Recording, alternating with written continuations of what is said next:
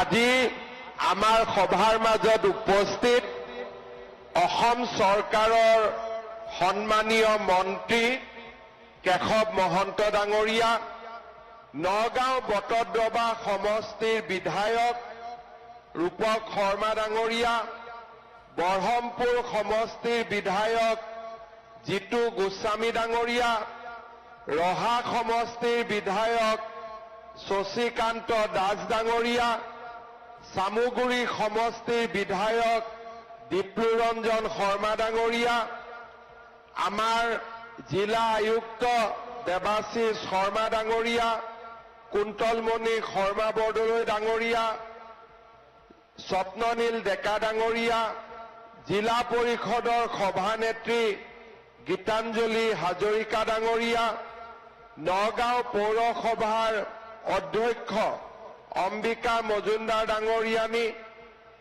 জিলা এজিপিৰ সভাপতি মণিমাধৱ মহন্ত ডাঙৰীয়া, জিলা বিজেপিৰ সভাপতি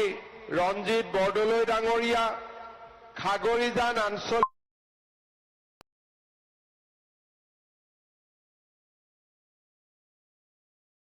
মই আন এটা বিষয় জুবিন গাৰ্গ সন্দৰ্ভত জানিব বিচাৰিম। আপোনালোকে ইতিমধ্যে জুবিন গাৰ্গক মই আন এটা বিষয় জুবিন গাৰ্গ সন্দৰ্ভত জানিব বিচাৰিম। আপোনালোকে ইতিমধ্যে জুবিন গাৰ্গক হেৰুৱাৰ আপোনালোকে বিবৃতি দিছিলে বাৰু। গোটেই বিষয়টো এতিয়া শেহতীয়াভাৱে যিটো পৰ্যায়লৈ গৈছে, যিটো পৰিস্থিতি চলি আছে, সকলোৱে ন্যায়ৰ দাবী কৰিছে, কি ভাবে আচলতে আপুনি এই বিষয়টোক লৈ? বিভিন্নজনে বিভিন্ন ভাৱে আৰু বিভিন্ন মানে কি আমাৰ সৰহসংখ্যক জনগণ আমাৰ যিটো এই ন্যায় বিষয়টো কেনেকৈ চাব লাগে, ইয়াত ন্যায় বিষয়টো পাবলৈ হ'লে বিজ্ঞানসন্মতভাৱে ন্যায়সংগতভাৱে পোৱাৰ ন্যায্যতা পোৱাৰ কাৰণে সংগতভাৱে কি কাৰণত আমি পাব পাৰোঁ, কি কাৰণত আমি এই বিষয়টো বা আমাক ন্যায় লাগে বুলি কৈ আজি অতি সোনকালে ন্যায় লাগে এই কথাবিলাক যেতিয়া আপুনি কোনো ৰাষ্ট্ৰপক্ষকে হয় বা আহ্বান জনায় বা ডিমাণ্ড কৰে, কৰাৰ আগতে বহুবাৰ ভাবিও চাব লাগে। কিছু আমাৰ শিক্ষিত সমাজেও যি ন্যায় বিষয়ত তন্নত আমাকতো বেছি জানিব পাৰে, তেখেতসকলেও বিভিন্ন ধৰণৰ কথাবিলাক কৰি আছে। দুই পক্ষই কৈছে, চৰকাৰ পক্ষ বিভিন্ন ৰাজনীতি দলবিলাকে প্ৰতিটো ৰাজনীতিৰ নিজৰ নিজৰ দৃষ্টিকোণৰ পৰা নিজৰ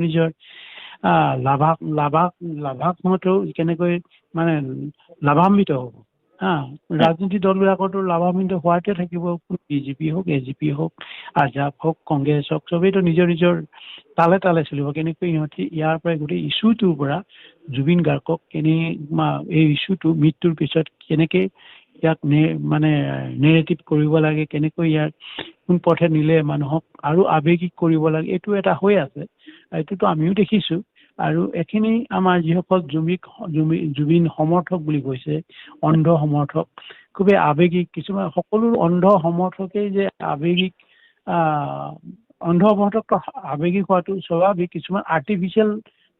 বা সমৰ্থক আছে, আৰ্টিফিচিয়েল সমৰ্থকবিলাকে আছে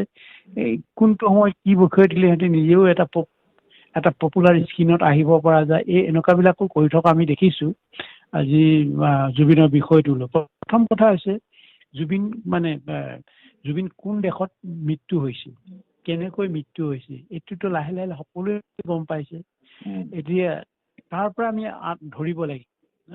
তাৰ পৰাই প্ৰথম আহিব লাগিব মৃত্যু কিবা ফাউল প্লে হৈছে নেকি, ফাউল প্লে হৈ কোনোবাই ফাউল প্লে কৰি তাক আঘাত কৰিছে নেকি, তাৰ মৃত্যু মুখলৈ ঠেলি দিছে নেকি। এতিয়া সিহঁতৰ ছিংগাপুৰৰ যিটো পষ্টমৰ্টেম ৰিপৰ্ট, সেইটোতো ফাউল প্লে নাই বুলি কৈছে, অফিচিয়েলি কৈছে, মৌখিকভাৱে কৈছে, সেইটো কৈছে। আৰু এতিয়া আমি আমাৰ কিছুমান ছিংগাপুৰৰ বিষয়ে বা ছিংগাপুৰৰ কিমান জানে, হয় কিছুমানে জানে, আমাৰ 30% মানুহে ছিংগাপুৰ জানিব পাৰে, যিসকলে গৈ আছে, যিবিলাকে পঢ়া শুনা কৰিছে বা ঘৰত থাকিও ছিংগাপুৰৰ বিষয়ে জানে, ছিংগাপুৰৰ নীতি নিয়ম, আইন শৃংখলা বা সিহঁতৰ মেডিকেল ছায়েন্সৰ ওপৰত কিমান অভিজ্ঞতা আছে। তো আমাৰ যিখিনি জানো, আমিতো আজিয়ে নহয়, মই 90 দশকৰ পৰাই জানোতো ছিংগাপুৰ কিমান মেডিকেল ছায়েন্সত কিমান ডেভেলপ,